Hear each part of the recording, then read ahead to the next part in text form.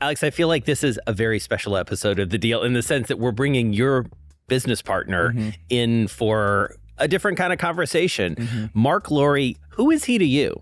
Well, he's one of my best friends. He's one of my most important partners. He is a mentor, someone who I look up to, someone who we learn a lot from each other.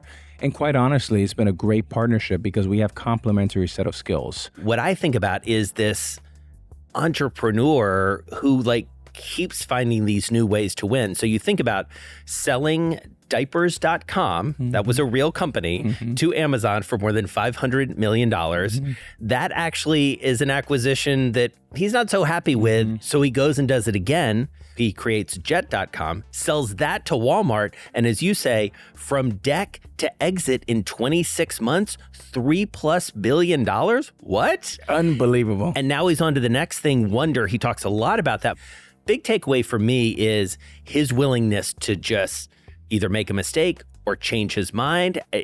You see it, I would imagine, almost every day talking to him. He is truly a phenomenal talent. He talks about sixth gear, which means working 100 hours a week, 20 hours a day. He has an incredible engine. And, this is his baby, Wonder. He's raised over $1 billion. He just finished a $700 million raise. The company just got appraised at $3.5 billion. The way he looks at the world, he thinks in an unlimited way, really, really big, and you'll learn a lot. I don't know if we have spent as much time with anyone yet talking so in depth and in such a nuanced way about entrepreneurship and the mechanics of it. I mean, what I took away from him is it's not just a mindset, it's almost a lifestyle. The way that he approaches it. It's just fascinating to hear someone who can talk so eloquently about what seem to be soft things in very hard terms. So Marc, introduce yourself. I'm Marc Lore. I'm the founder and CEO of Wonder Group and a co-owner with Alex of the Minnesota Timberwolves and Lynx. All right, so we should say this is a little bit of a different episode of The Deal, but I think that's the best place to, how do you guys come together? How does this all happen that these two guys are in business together? I'm going to start with you. Full disclosure, Marc and I are partners in several businesses, including the Timberwolves and the Lynx, as he said. But how we came together was actually funny. It was around COVID. And we had a mutual friend that kept telling me, you have to meet this Walmart guy. And I was like, well, I'm really busy with the Mets now. But I wasn't expecting to meet Marc. And we kind of hit it off right away. We're both New Yorkers. We both have two daughters. We both come from humble beginnings. And I was like, wow, I don't know what this meeting is about, but I want to do something with Marc. And that's kind of how it started. What do you remember about that? I remember being, a big Yankees fan growing up, New Yorker, heard things about Alex before we met. And when we actually met on Zoom the first time, I was just a little bit surprised at how down to earth he was, how we shared a common set of values, and he was different than I think the perception of him in the world with me and others, and we just really hit it off. Alex and I have had this interview circled on the calendar for a long time because from my perspective, from where I sit, this is one of the most fascinating partnerships, especially when it comes to sports. So let's talk about that if we can, because as you mentioned, you're in the midst of the Mets deal when you guys meet.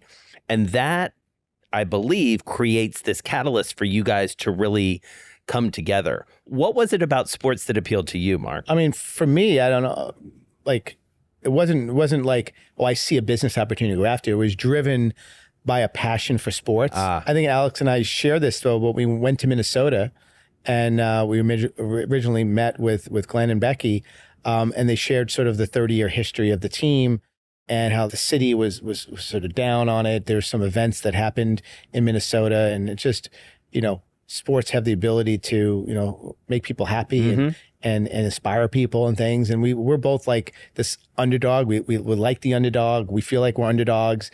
And we kind of just felt this story in Minnesota of the underdog. And I think we just had this drive to say, man, let's get in there and really let's put our energy into this and let's help turn this thing around. And if we do that, we could, add a lot of collective happiness in the city, the fans, players. There was some drive for me, I don't know if you felt the same way, but it was like the money was second. It was like, okay. And like NBA is a great league. It's growing. It's progressive. These team valuations have been going up. It's going to be a good investment. But it wasn't like we're just searching like a PE firm or something, searching for some good investment. Interesting. It was really the story and the history of Minnesota that really was inspiring.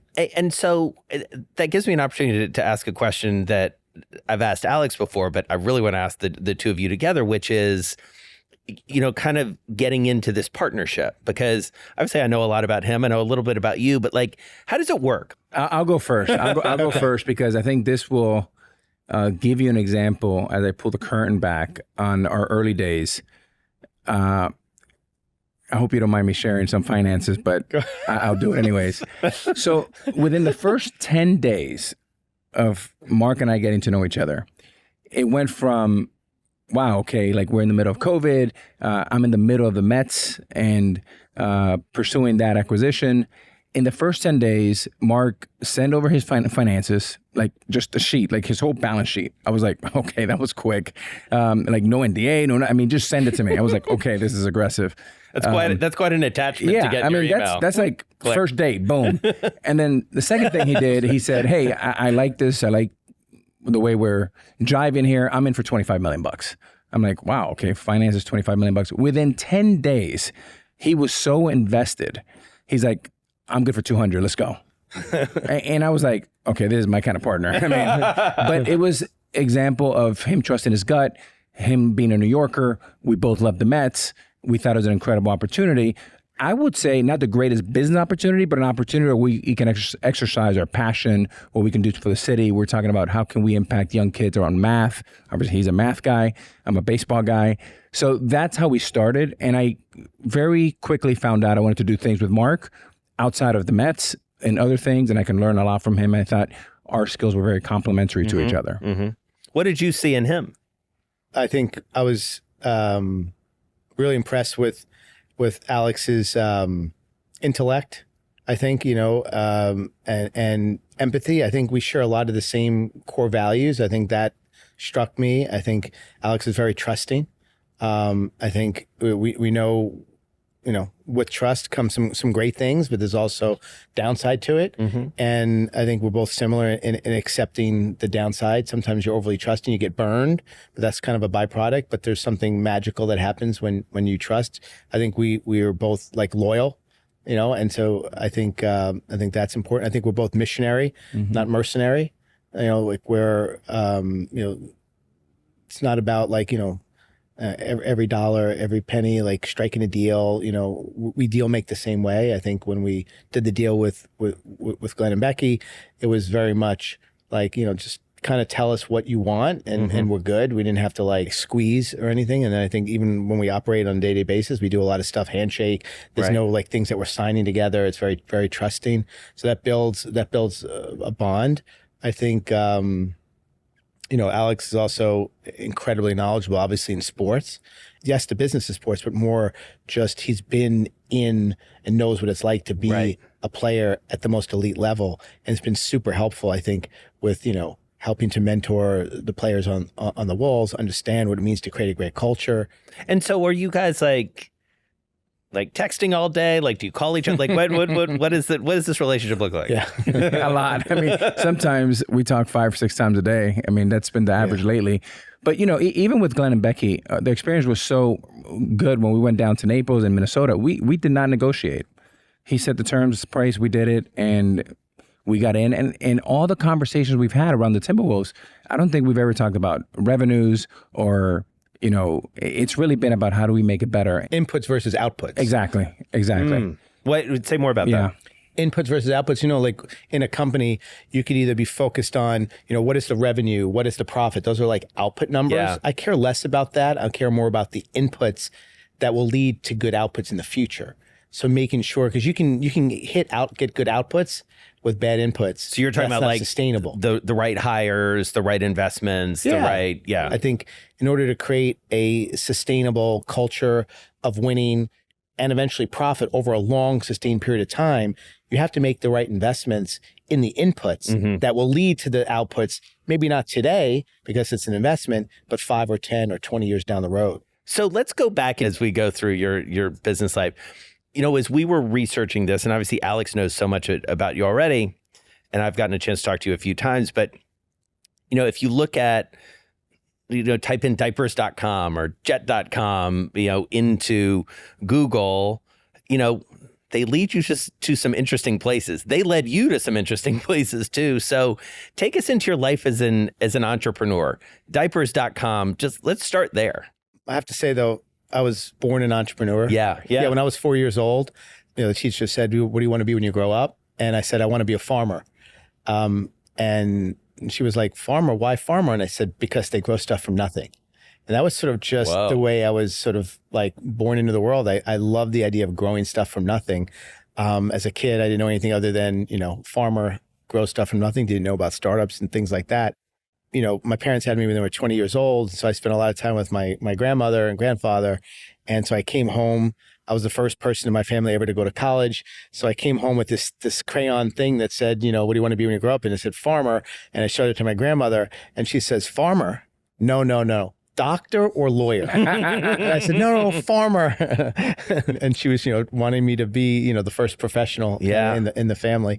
And so I did every entrepreneurial business you could imagine as a kid, car wash, newspaper route, recycling, baseball cards, lemonade stands, like anything you could think of, it did. And, just was born with this sort of, drive to want to like work hard and build something. And entrepreneurial in casinos as well. Yeah, a little of that too.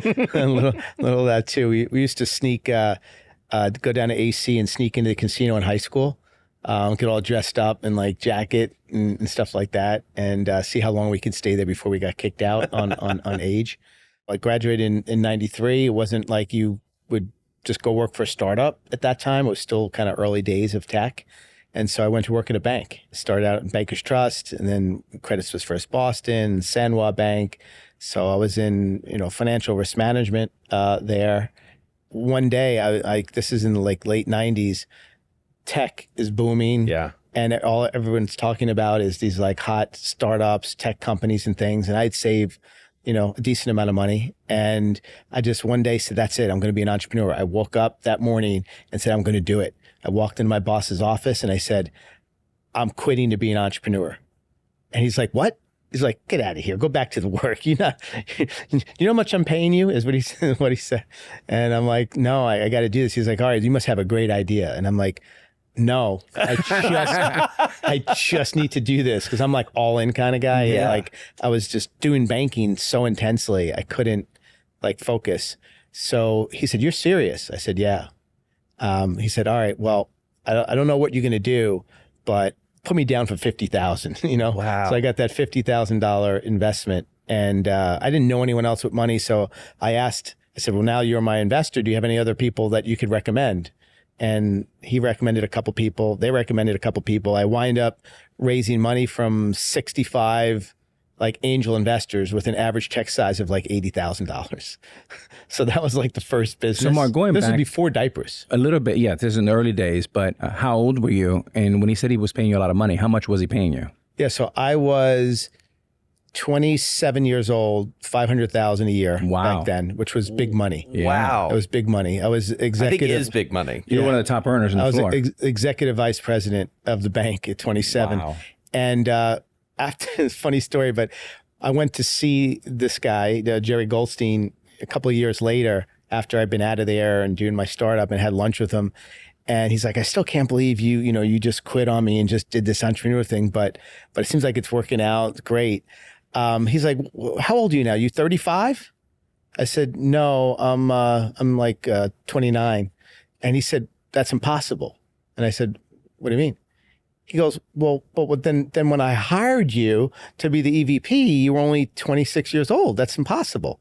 said, no, I was 26. Yeah. He said, yeah, I guess the bald head threw me off. So wow, this is a huge breakthrough for the bald. It is. This is amazing. It's a shameless plug for you guys. Yeah, exactly. We're doing great. But Marc, one of the stories that it resonated so well with me is you're the ultimate missionary, not mercenary.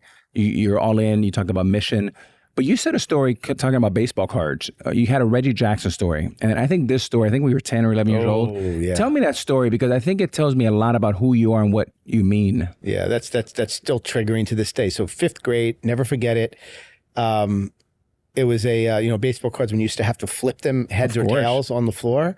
There was this bully, and it was a flipping for Reggie Jackson.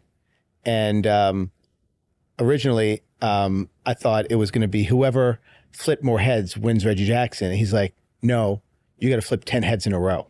Wow. And I was like, well, then I don't want to play. He's like, no, you're playing. You go, and I was like, and I flipped 10 heads in a row. And I was like, wow, I did it, even though he forced me into this. I got the Reggie Jackson, and I was so happy. I'm walking away, and he comes over and he punches me in the face, takes the Reggie Jackson. And so I go and tell the teacher. Now I'm like 10 years old. I go tell the teacher, and I say, hey, I won this Reggie Jackson, and he punched me and took the card. And the teacher said, well, whose card is it? I said, well, it was his card, but then I won it. And she's like, well, if it was his card, then I'm sorry. And to this day, bullies are triggering. I ask like people on an interview, every interview, I ask them, what gets your blood boiling? What gets you, just angry? So everyone's got that thing. And every once in a while, somebody will ask me, well, what gets your blood boiling? And it's always the bully. Well, and to that point, I mean, you come up against, what's interesting is as an entrepreneur, you come up against, I'm not calling them bullies necessarily, but some of the biggest companies in the world as competitors. And so is what you just described fuel, or is it motivation? Like how does that play in? I can't even describe, and Alex and I talk about this, of what it feels like when you're up against a bully. It is, and I think Alex said this is okay if I, whatever you want. I mean, let it rip. I mean, live TV. Alex said it. He said, I don't like bullies either. He's like, I rather like lose everything I have than lose to a bully. I'll sleep under a freaking bridge. I don't care. And I'm like, that resonated with me. I'm like the same way. I'd rather lose every single penny and sleep under a bridge with Alex than lose to a bully. But if it's like, if somebody is reasonable on the other hand, they can get away with a lot with me. I'm very empathetic. I think Alex is very similar. That's why we kind of connected. And fair and like empathetic, and sort of like if somebody, comes up to you and says, hey, I'm sorry. Like, goes, that's like, it's like, okay, like it's okay. Like even if they screwed you over or whatever, like there's empathy there. But if you're going to just play the bully all the way through, no, it's like. So Marc, that's one of the things, Jason, I don't know if you know this, but this is one of the most incredible things about Marc, besides him being a great business person and a father and all of that, and a great friend. How have you been one of the most highest paid CEOs of all time at Walmart, e-commerce? You grew that business from $8 billion to $50 billion. You've done all these great things. How in 30 plus years haven't you sued anyone and never been sued? Yeah. Now that is a feat on its own. Yeah. How? Again, so it comes to the fairness thing. I can see somebody's point of view. So if somebody even is the least bit reasonable, then there's always a resolution, right? And don't have the ego to say, and I think it's the opposite of my dad. And so I learned this from my dad. My dad was the kind of guy that like, if, he thought, you were trying to like negotiate too hard, he would just on principle refused to negotiate, So like I kind of learned that and like saw the turmoil that causes when you dig your heels in on principle and ego, as opposed to like, just check the ego. It doesn't matter. Let's just, if you're going to be reasonable, we'll debate it and I'll listen. And there's got to be a resolution, because you feel that way for a reason. I feel that way for a reason. There's got to be some resolution. I'm very giving as long as the person is willing to negotiate. And I think that's always been the case, is that people, I think when you be vulnerable, people be vulnerable back. You let down your guard, you talk it through, and people generally, I think, want a good thing. And so stitch that together for us with, that that is a very like humane and, empathetic approach to business. Being an entrepreneur is hard, and starting something is hard. And so you make that, that huge decision. You go in, you quit your $500,000 a year job, you start a company, then you eventually start diapers.com. Like, what's the journey briefly that gets you from I'm working on Wall Street to I'm selling stuff online? Yeah, I mean, it started very simply. I think I always tell people the idea is usually not the thing that decides whether it works or doesn't work. It all comes down to execution and people, and bad ideas can work and good ideas could fail. And the idea was quite simple. People weren't really able to buy diapers online at normal, like Walmart, Target prices. It just didn't exist. If you went on Amazon, which was one of the only places selling diapers, they were $10 more in Amazon than they were in Walmart, for example. And it just seemed strange to me. I'm like, it's kind of a pain. You have babies, you got to go out to the store, you come back. Why is it so expensive? And I think in the early days of e-commerce, they just marked up a box of diapers because they're heavy and it cost a lot to ship. And that was kind of like, the very simple approach. And the thinking at the time was, well, why are diapers in Walmart and Target a loss leader? Why do they not make any money on diapers? And people in retail, because I didn't know retail at the time, said, well, that's because they drive people into the store. They have to get diapers. And when they come in for the diapers, they buy everything else. So I thought that's interesting. So if they can be a loss leader for brick and mortar, why couldn't they be a loss leader online? Now the loss, albeit, was a lot larger because you had to pay for shipping. Right. But you also had a lot more products online than in the store. So it's the same thing. If I can lose $1 and go into Walmart and make $2, great. If I lose $10 online on a box of diapers and make $20, sort of the same math, right? And so that was the big vision is let's sell diapers, deliver them overnight at Walmart prices, build a relationship with parents, and then sell them everything else. I mean, on that point of entrepreneurship, you talk about this a lot in this notion that the struggle's real. and you embrace it in a lot of ways. And how does that come up as you mentor people? Yeah, I always tell people see like the success to say, oh, you had one successful, I get 2, 3, and now it's wonders working again. Like you make it look easy, and it's anything but easy. I just want people to know, like I feel like I'm eating glass every day. And just hoping that I don't get cut on the way down every day. That's what it feels like. It's the entrepreneurs that don't get down on themselves and think I'm a failure. What am I even doing this for? I could be doing other things. Like once your brain goes there, you're done. Like it requires being an entrepreneur you're gonna face really tough times. And it's those that go into what I call the 6th gear, where you literally give it every ounce of energy you've got. It's more than 100 hours a week. Your brain is focused and dialed in on exactly what you need to do. And you couple that with the ability to take risk and try things and move very, very, very quickly and be comfortable with uncertainty. If you've got those attributes as an entrepreneur, you're going to be okay. You're going to figure it out. But it's not easy. It's really, really hard and tiring. I take a lot of pride in being more on the empathetic side of being a leader, because I think at the end of the day, you can only do so much as an individual. It's about the team, and you have to create the right culture. Culture in a startup is not ping pong tables and stuff like that.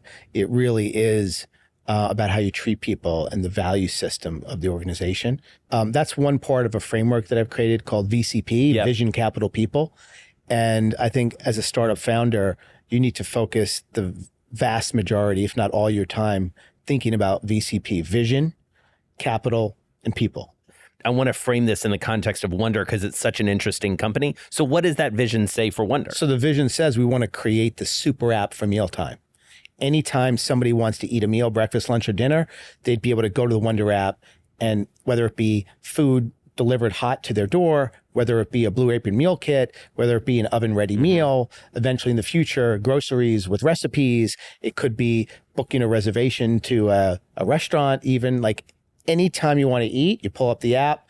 And then in the future, when we are covering all of your meal occasions, we can track your health, calories, fat, protein, vitamins. We can give you a health score. We can use AI to meal plan based on a budget and how your lifestyle and how you operate. Some days, Friday, Saturday, you want food delivered to your door. You don't want to do anything. Sometimes Wednesday, Thursday, it's an oven-ready meal. You just throw it in the oven. On Monday, you're willing to do some cooking and make it fun and get a meal kit delivered. So that's really the big vision for Wonder. So tonight, I'm in the Upper West Side. I want to have dinner. If I go to the Wonder app, how many restaurants and how quickly would dinner get to my house? So right now, we've got 25 restaurants live on the Upper West Side on the Wonder app. And you can order from all the restaurants in a single delivery and a single checkout. So everybody in the family can order from a different restaurant. All the food will be cooked and delivered with our own delivery network in under 30 minutes. And the food's going to come hot because we won't deliver more than 6 minutes.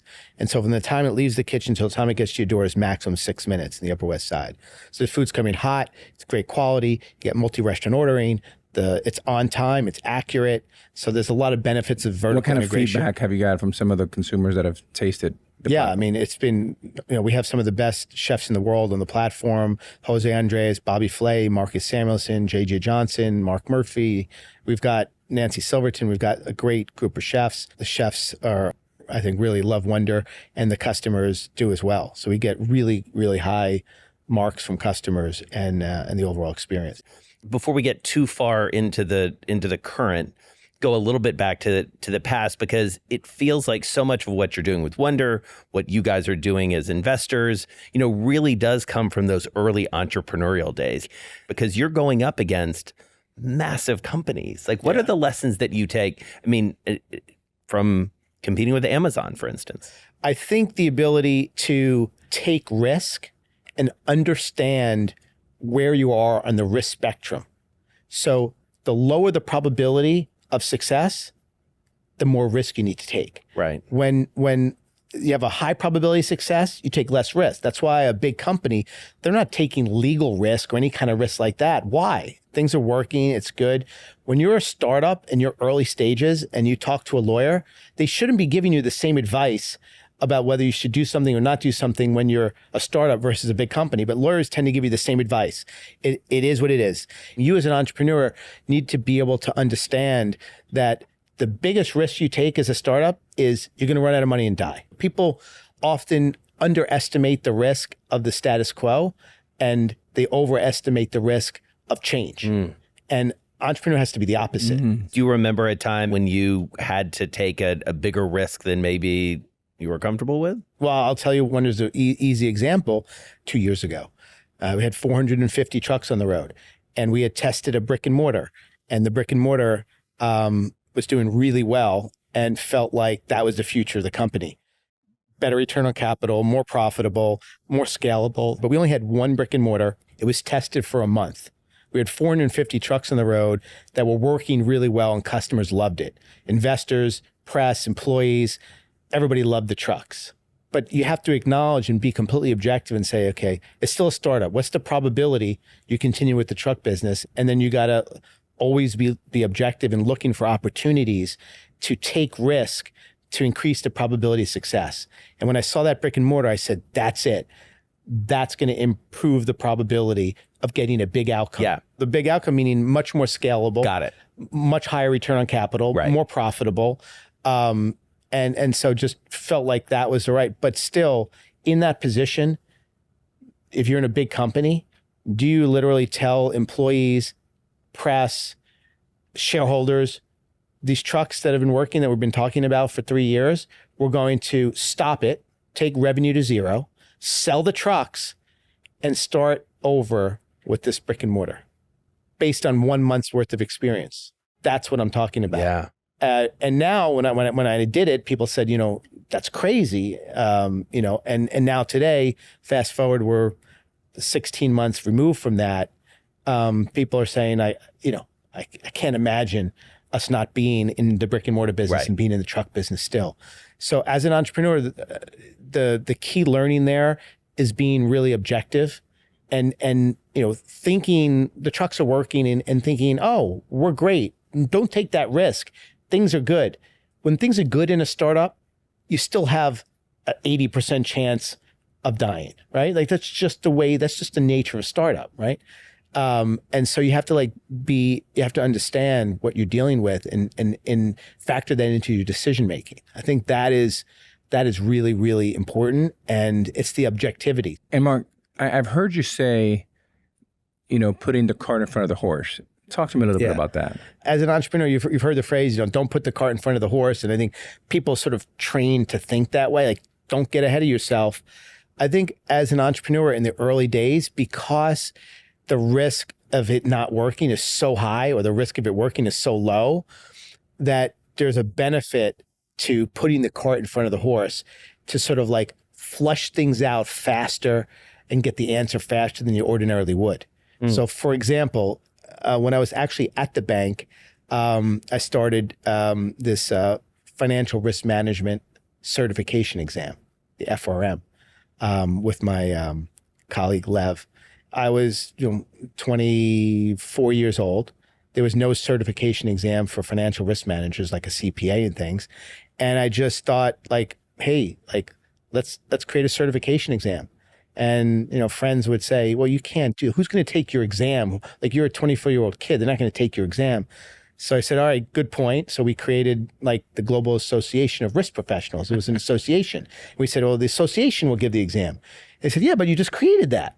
So how does that work? So I said, good point. Okay. So this is putting the cart in front of the horse rather than go through this whole build an examination, bring in professors, all the things that you would need to do. You basically just put on the website in one weekend, here are all the topics.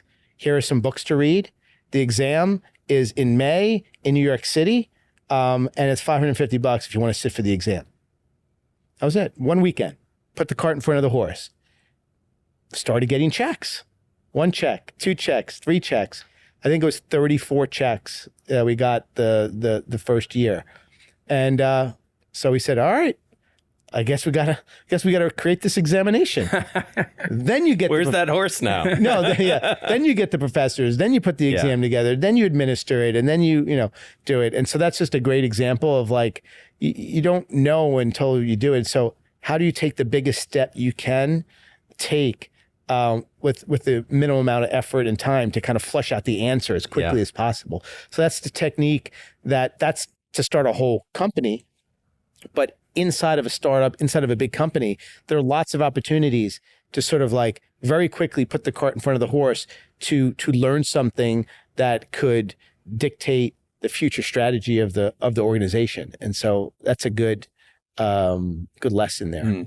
So with the sale of diapers.com, it goes to Amazon. That's a story in and of itself. Some people, having gone through that successfully, would be like, yeah, entrepreneurship, done it. Maybe I'll go do something else. What was your mindset as an entrepreneur? What did you learn? What had you learned at that point, I guess, that sort of fueled you about the role of an entrepreneur? Yeah, I mean, I sold diapers.com to Amazon, and I wasn't, I made generational wealth because I had, nobody in my family ever made money before, but I was depressed. And my co-founder at the time, Vinny Barrar, we basically both felt the same way. And after the money was wired to our bank account, we sort of said we should be celebrating right now. And we were both depressed, and we went and we had a drink, and we're just man, it just goes to show you it wasn't about the money. The mission that we had set out was kind of crushed with the sale to Amazon. And we had just really big dreams for what that could be. And it was kind of over. Even though it was a great exit, we made a lot of money and shareholders made a lot of money, it was depressing.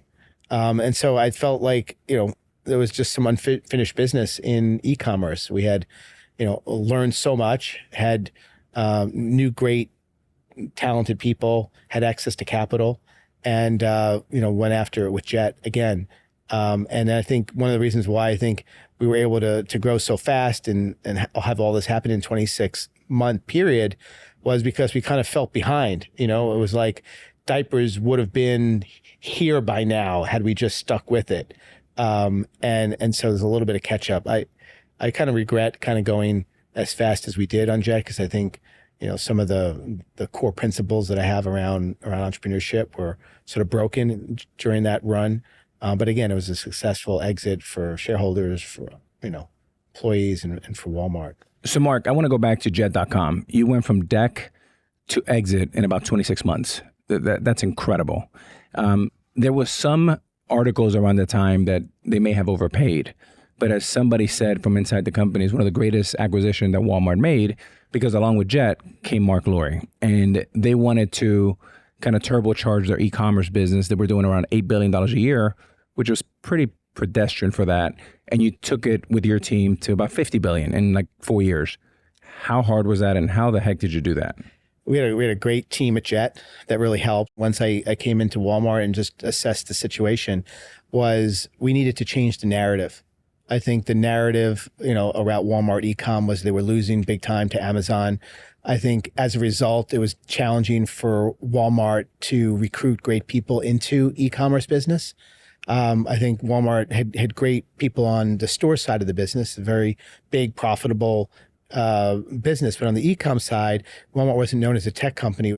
I probably made a series of decisions that any one decision on its own, if you just isolated and studied it, would have been a bad decision. But the sum total of a bunch of bad decisions actually turned out to be a really good decision. One bad decision would be, we had the cost to acquire a customer and the lifetime value.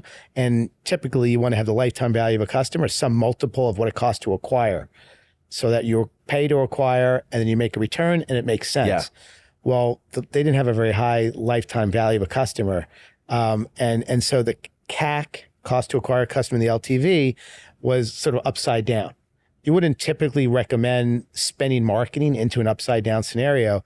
But my view was we need to get top line moving. And so the first year we grew, I think, again, spending marketing, I would say inefficiently, not something that on an isolated decision I would recommend, but getting that business growing. Right. People were like, wow, like what's going on over at Walmart e-commerce, and some tech folks, they're investing, the sales are growing. So a series of decisions like that that helped change the narrative. Mm-hmm. Because at the end of the day, I knew, we had to have a clear vision as VCP. We had the capital from Walmart. What we didn't have was the people. And so how do we change the narrative to bring in the very best people in the world? And I think we were able to bring in some amazing people that really helped transform the business. So I was sort of, help be the catalyst to it, but it was the great people we hired that ultimately, executed and grew that business. And what is it like for someone who thinks so much about entrepreneurism and startups to be in, talk about the belly of the beast. You're in literally one of the largest companies in the world. How do you create a playbook that is both true to you and successful inside this massive organization? Yeah, I was fortunate that Doug McMillan and the board at Walmart sort of said, here are the keys. We need help on e-com, and sort of they definitely let me run the first couple of years to kind of get a lot of these things in motion. I think maybe they wish that things happened faster than they did, but it was tough to turn over that team and culture and get that moving. But I think in order to be successful there, you have to be a sort of missionary. And just like when we sold the company, I just felt like I was in service to Doug and the board, and I was going to do whatever I could to do what's in the best interest of Walmart. It wasn't about me. It wasn't about the team. It wasn't about Jet. One of the first decisions I made was to merge Jet and Walmart into one e-commerce site. It didn't make sense to have two. That of course didn't want to see my baby, get merged in, but that was the right decision. So I think if you go into a big company like that and you approach it with this idea that whatever's in the best interest of the company, they acquired us, and you put all your thought and effort into that, then good things will happen, And Marc, just one simple question. For me, it's always intriguing. When you build a company from deck to exit in 26 months, how does Walmart get a hold of Marc? Do you get an investment banker and says, hey, Walmart's interested or Amazon's interested? How does that work? Yeah. Both Amazon sale and the Walmart sale, no banker. Wow. So it was just direct relationship. Just started off as like, hey, meet each other. And then, I think when I met Doug, I really liked him, and he wanted to get e-commerce, moving and, go after Amazon. And I did too. And so we just sort of bonded over that. And when we were talking you had about, you had a common foe in Amazon. Yeah. Fair? That's fair. That's fair. Because your experience with Amazon, they bought you and shut it down? I didn't have the best experience selling diapers.com to Amazon. Yeah. A much better experience selling Jet to Walmart. Mm-hmm. That's for sure. Learned a lot of lessons in both cases. What was the main lesson you took from Amazon, from the Amazon acquisition to the Walmart acquisition? Well, it's interesting. This is more nuanced, but it's really important to me is, I didn't like the Amazon culture. Like it wasn't a good fit for me. One of the things I came to appreciate about Amazon and about culture in general is the most important thing about culture is consistency, hiring people that excel in that culture. Like that's the most important. And Amazon was really good at that. So they knew exactly, this is our culture. These are the kind of people that are successful, and they weed out people that aren't, and they find the people that are. And so even though I disagreed with the culture, it actually was a good culture. One of the big things was, and they were not afraid to say this, and that's what I respect it. They don't like social cohesion. They think you should be very direct and tell somebody, if you don't like that, just tell them right to their face, I don't like that, that's bad. Mm-hmm. And I'm a little bit more like social cohesion, empathy. I would never tell somebody straight like that. I would, do it in a much nicer way. They say, no, that takes too much time. It causes groupthink. It's a waste of time. Get to the answer, get to the point. Some people love that. Some people operate. They say, just tell me. I don't care. Don't beat around the bush. Don't sugarcoat it. I like to sugarcoat things because I think, people are human. They have emotions.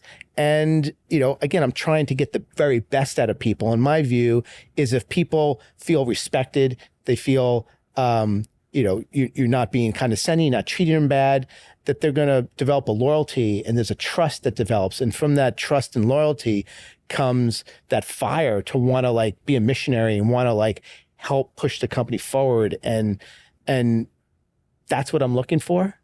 Marc, you and I talk about trust, and I've learned this from you. Talk a little bit about your philosophy about trust and how you usually get more trust from people that work with you or for you by trusting more. It's just starting from a place of trust until they do something to lose that trust. Yeah. But the three core values at Wonder and at Jet, at trust, transparency, and fairness. And I truly believe that if people feel trusted and you're transparent with information, not the sort of you're bad.